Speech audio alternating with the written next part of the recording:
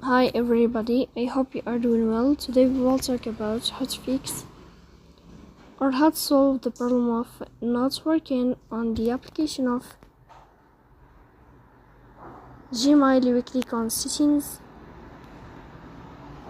you will click on apps, default apps, app settings. In this list you will search for Gmail and you will click here. Then this page of app info, you will click on first stop and you will click OK. Here you will click on storage.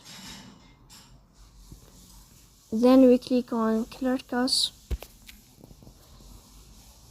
After that you will turn off your phone and you will restart your phone again. So please don't forget to support us by like and subscribe.